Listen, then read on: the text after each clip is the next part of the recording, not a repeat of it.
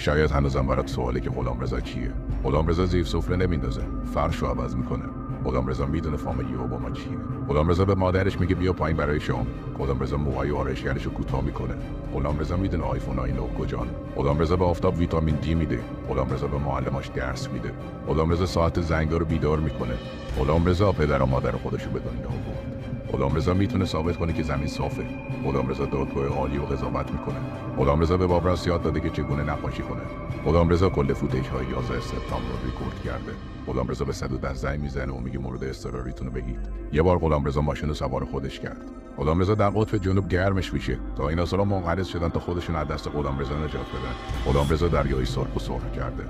دولت به غلامرضا مالیات میده. غلامرضا اونیه که متن ماتریکس رو مینویسه. گوگل سوالای خودش از غلامرضا میپرسه. غلامرضا یه بار من غرق شدن نجات داد. خب راسته که من وقتی بچه بودم غلامرضا نگاه میکردم. همونطور که